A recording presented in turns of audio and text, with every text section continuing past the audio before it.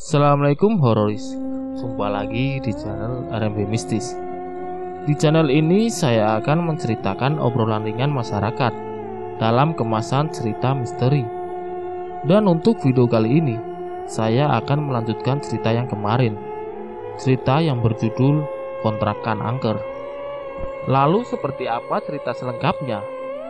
Langsung saja, dan ini dia part 2, Kontrakan Angker.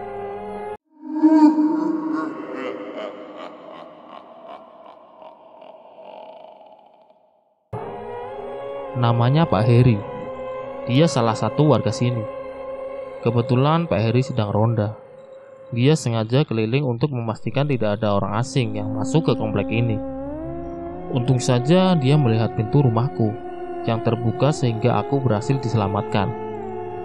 Dia menemaniku sampai subuh, dan paginya Pak Heri pamit pulang. Aku semakin khawatir dengan ayah.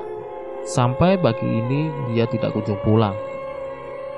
Aku berdiri menghadap jendela, memandangi jalan, dan berharap ayah akan muncul di sana. Kata ayah, selama dia pergi aku tidak boleh keluar rumah. Saat sedang melamun di depan jendela, tiba-tiba aku dengar suara pintu yang seakan dibanting. Brak! Suara itu berasal dari kamar yang penuh dengan lukisan. Kulihat pintu kamar itu terbuka lebar. Aku menelan ludah sendiri. Walau dipenuhi rasa takut, ku dekati kamar itu dengan hati-hati. Tidak ada siapa-siapa di dalam. Orang-orang asing yang kulihat semalam seolah tidak meninggalkan jejak apapun. Tapi tunggu dulu. Ada sebuah lukisan yang menarik perhatianku. Di dinding dekat jendela kamar, ada lukisan wajah seorang lelaki yang sangat ku kenal. Tidak salah lagi, itu lukisan wajah ayahku. Segera aku ambil kursi dapur. Aku naik ke atas kursi untuk mengambil lukisan wajah ayah. Kuperhatikan dari dekat lukisannya. Ini benar-benar lukisan wajah ayahku. Siapa yang melakukan ini? Kubawa lukisan itu ke dalam kamarku. Tak lama berselang, ponselku berdering. Di layar ponsel muncul nama ibuku. Ternyata ayah masih menyimpan nomor ibu. Ibu, kamu di mana, Jason? Kamu pindah rumah ya? Kok ayah kamu nggak bilang sama ibu?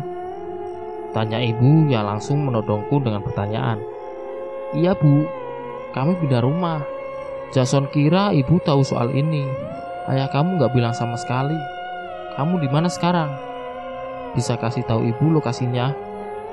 Ayahmu, ibu telepon nggak aktif. Aku loncat dari tempat tidur lalu berjalan ke jendela. Aku tidak tahu pasti alamat rumah ini, tapi di depan rumahku ada gapura yang bertuliskan Perumahan Gria Indah. Kusebutkan nama perumahan itu kepada ibuku. Oh iya, ibu tahu perumahan itu. Kamu jangan kemana-mana sebelum ibu datang ya, timpalnya. Iya bu, ayah juga sampai sekarang belum pulang. Pergi kemana ayahmu? Gak tahu bu. Ya sudah, ibu kesana sekarang. Telepon pun ditutup. Ibu beberapa kali menelponku untuk menanyakan rumah mana yang kami sewa. Hingga akhirnya dia berhasil menemukan lokasi rumah ini. Ibu datang bersama suami barunya.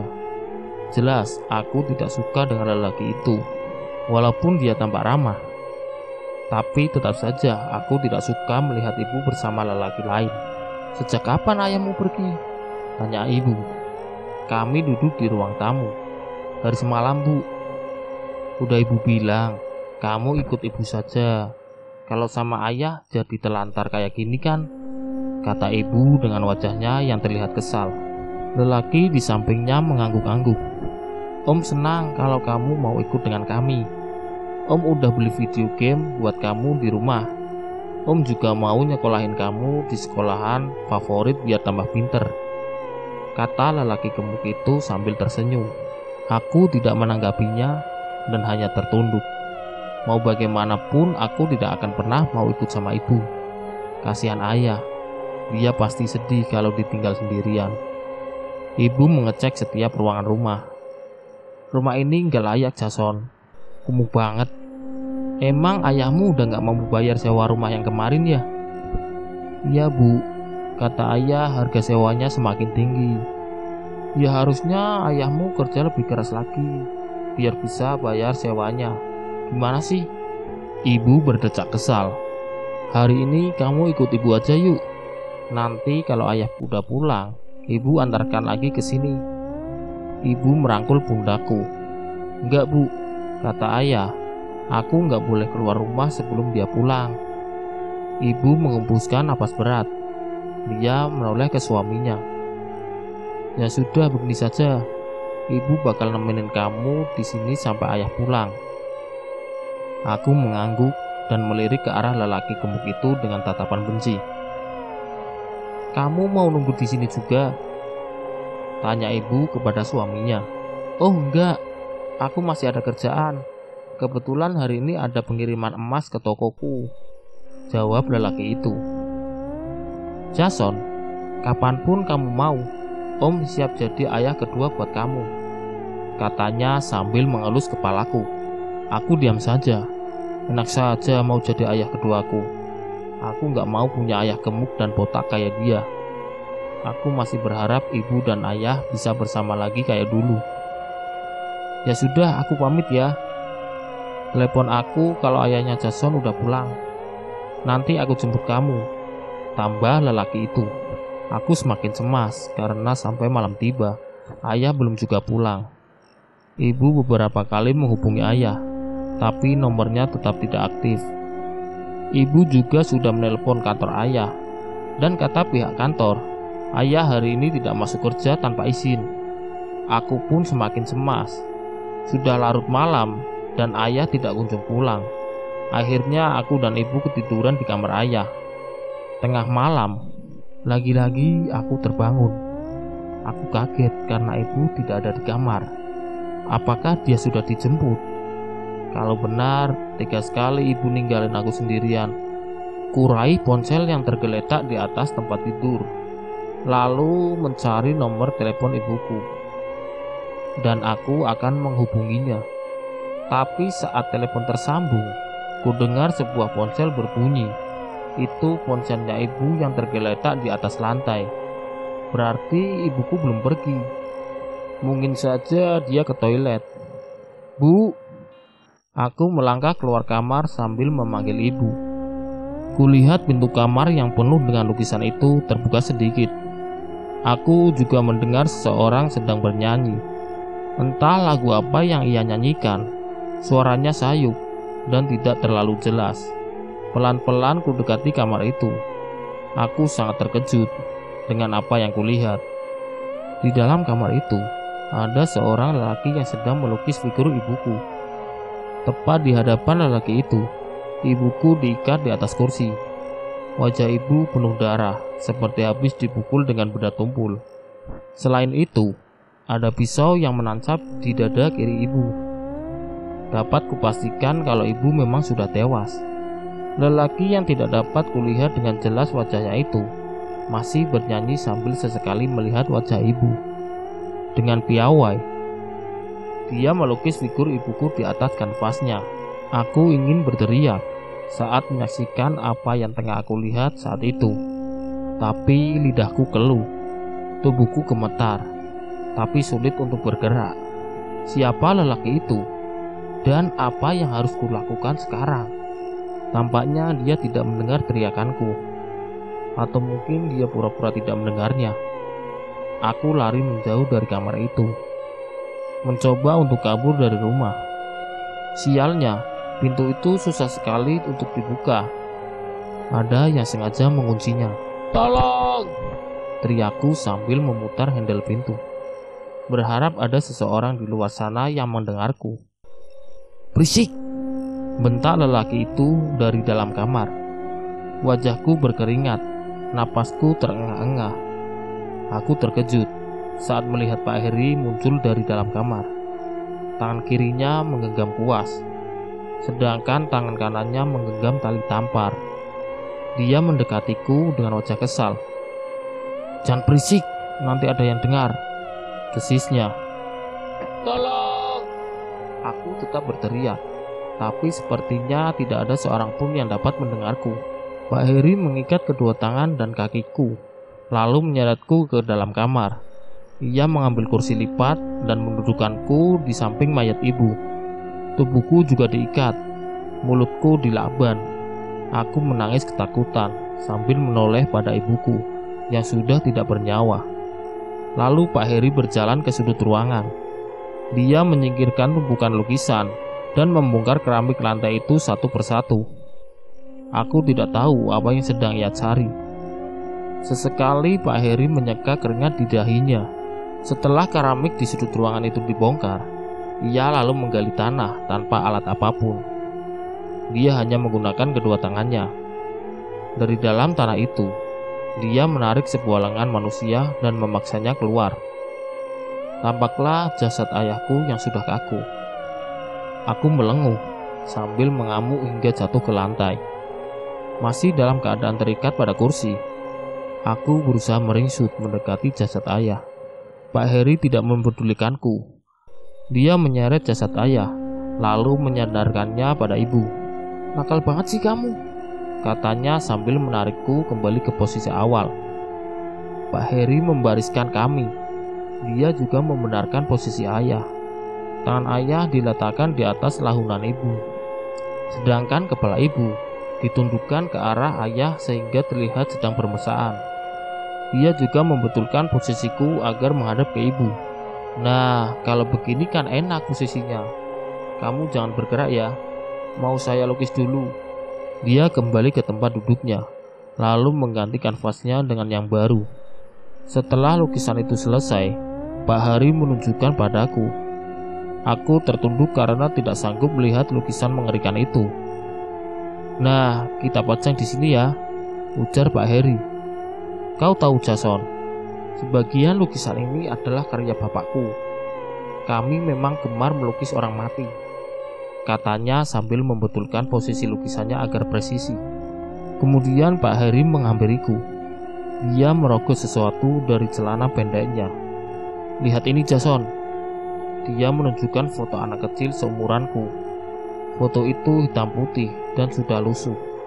"Kamu mirip sekali dengan anakku yang sudah meninggal.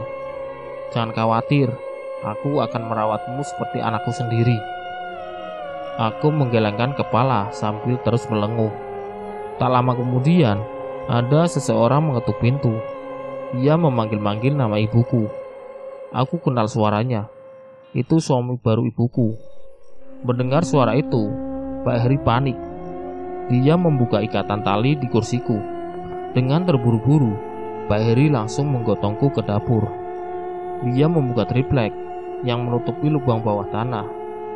Dan tanpa pikir panjang lagi, dia langsung melempar tubuhku ke dalam lubang itu.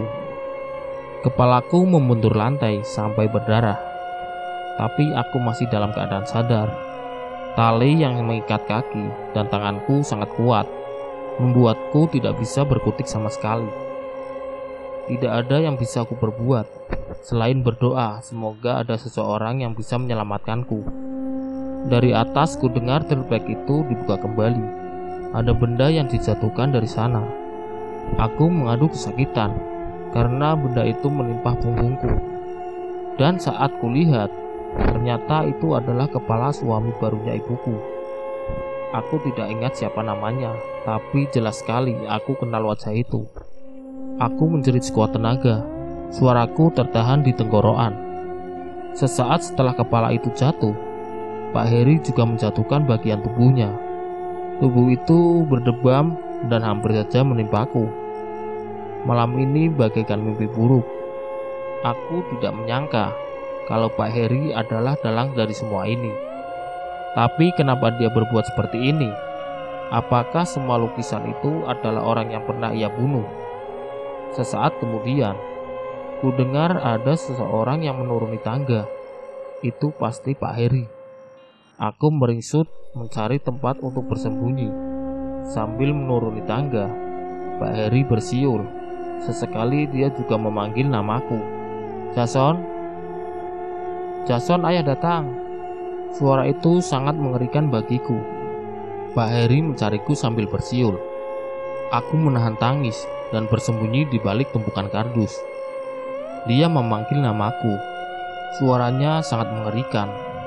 Tidak butuh waktu lama bagi Pak Heri untuk menemukan persembunyianku. Dia langsung membuka laban yang menyegel di mulutku. Seketika aku berteriak sekuat tenaga. Dia malah tertawa dan menarik kakiku, lalu menyandarkan tubuhku ke dinding. "Jason, mulai saat ini kamu jadi anakku ya. Dan ruangan ini jadi kamar kamu sekarang," kata Pak Heri. Aku menolak. Aku pun meludahi wajahnya. "Aku gak mau jadi anakmu, dasar pembunuh." Namun dia tidak marah. Pak Heri malah tertawa berbahak-bahak. "Saat pertama lihat kamu, aku langsung teringat anakku. Dan satu-satunya cara biar kamu menjadi anakku adalah membunuh orang tuamu. Maafkan aku ya. Jangan khawatir, kamu pasti lebih bahagia jadi anakku. Lagi pula, semenjak ayahku meninggal gantung diri, rumah ini jadi milikku. Jadi kamu bebas tinggal di sini selamanya." "Gak mau. Tolong Pak, keluarkan aku dari sini." Aku nangis lagi. Aku tidak menyangka kalau kontrakan ini menjadi malapetaka bagi keluargaku. "Jangan nangis dong. Kan ada ayah di sini. Kamu lapar ya? Sebentar ayah carikan makanan dulu," katanya sambil mengecup keningku. Dia naik ke permukaan. Tidak lama kemudian, Pak Heri kembali dengan membawa kantong plastik hitam. Entah apa isinya. "Nah, ini ayah bawa makanan buat kamu." Dia menunjukkan isi plastik hitam itu. Aku langsung mual ingin muntah. Bahkan saat belum melihat isinya, aku mencium bau menyengat. Ternyata di dalam plastik itu ada genangan telur busuk. Entah dari mana dia mendapatkannya. Pak Heri memasukkan telunjuknya ke dalam plastik, lalu mengaduk-aduk telur busuk itu. "Ini enak," katanya sambil menjilati telunjuknya. "Tolong, jangan Pak, aku gak mau," teriakku sambil menangis. "Ini enak kok, buka mulut kamu." Dia memegang kepalaku, memaksaku agar memakan telur busuk itu. Aku menggibaskan plastik itu dengan kepalaku sendiri. Seketika saja plastik jatuh dan telurnya acak-acakan di lantai. Lagi-lagi Pak Heri tidak marah. Dia malah tersenyum sambil mengelus-elus kepalaku. "Ya sudah, kalau kamu gak mau, nanti ayah carikan makanan yang lebih enak lagi ya. Sekarang ayah mau melukis dulu." Dia naik ke permukaan dan kembali membawa peralatan lukis. Dia lalu menyeret kursi lipat yang tergeletak di sudut ruangan. Yang bikin aku bergidik ngeri yaitu Pak Heri mendudukkan jasad suami ibuku yang sudah tak berkepala. Ini bakal jadi karya seni yang hebat. Tubuh tanpa kepala. Hahaha. Dia tertawa berbahak-bahak dan mulai melukis. "Kau lihat ayahmu ini melukis. Siapa tahu kelak kamu jadi seniman handal seperti ayah," kata Pak Heri sambil menoleh kepadaku. Dia tersenyum ramah. Aku tidak menjawab, tapi air mataku terus menetes. Tubuhku kini bergetar kedinginan. Kepalaku juga terasa sakit. Darah membasahi wajahku. Benturan tadi sangat keras. Aku heran, kenapa aku masih bisa bertahan hidup dengan kondisi seperti ini. "Aduh, catnya habis nih, padahal belum selesai. Ayah mau ngambil cat dulu ya. Tolong jaga lukisan ayah," minta Pak Heri. Dia lalu naik ke permukaan. Mayat lelaki tanpa kepala yang duduk di hadapanku benar-benar menakutkan. Ini adalah momen paling horor dalam hidupku. Ditambah lagi ruangan ini yang begitu hening. Aku hanya mendengar suara tangisku sendiri yang tertahan dan sesenggukan. Semakin lama, ruangan ini semakin mengerikan. Ku coba memejamkan mata agar tidak terterusan melihat jasad tanpa kepala di hadapanku. Tak lama kemudian, ku dengar suara kursi berderit. Saat membuka mata, jasad tanpa kepala itu berdiri di hadapanku. Aku berteriak sekeras mungkin, lalu meringsut untuk menjauh dari jasad yang tiba-tiba hidup kembali. Sialnya, jasad itu malah mendekatiku. Dari kejauhan, aku juga melihat kepalanya menggelinding ke arahku. Aku benar-benar takut, tapi tali yang mengikat tangan dan kakiku begitu kuat dan tidak bisa dilepas. Kepala itu kini benar-benar ada di hadapanku. Matanya perlahan terbuka, bibirnya kemudian tersenyum dan mulai terbuka seperti hendak mengatakan sesuatu. "Jason, ayo kita main," lirihnya. Aku berteriak minta tolong, namun tak ada seorang pun yang bisa mendengarkanku. Rasanya aku mau mati saja, menyusul kedua orang tuaku. Sobat RMB Mistis, itulah tadi cerita yang berjudul Kontrakan Angker. Jika ada salah kata, aku minta maaf. Wassalamualaikum warahmatullahi wabarakatuh.